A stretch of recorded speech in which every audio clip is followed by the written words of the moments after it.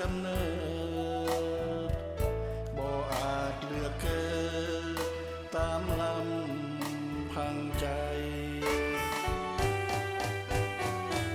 คนเฮาเกิดมามีฐานะต่างกันมีสนสัน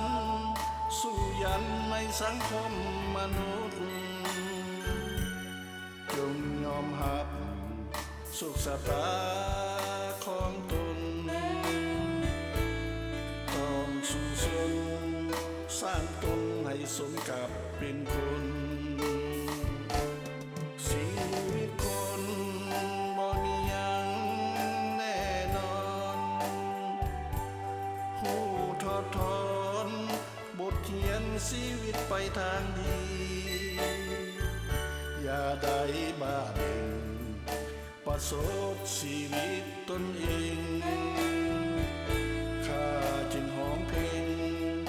เตือนเพื่อนรวมโลกทุกคนมนุษย์ทุกคนจงทำแต่ความดีกรรมชั่วกรรมดีบาปกรรมมีจริงบ่ว่าศาสตร์นี้หรือว่าศาสตร์ใด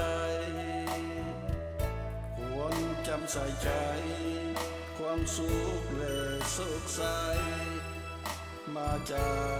กความดี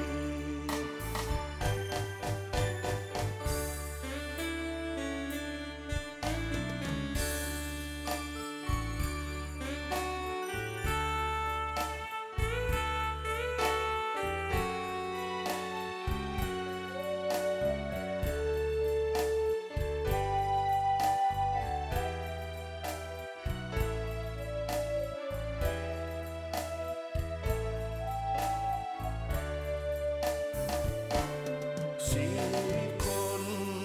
บ่มีหยังแน่นอนหูทอดถอนบทเขียนชีวิตไปทางดีอย่าได้บ้าเบ่งประสบชีวิตตนเองข้าจึงห้องเพลงเตือนเพื่อนรวมโลกทุกคนมนุษย์ทุกคนจงทำแต่ความดีกรรมชั่วกรรมดีบาปกรรมมีจริงบ่ว่าศาสตร์นี้หรือว่าศาสตร์ใดควรจำใส่ใจความสุขและโศกเศร้ามาจากความดี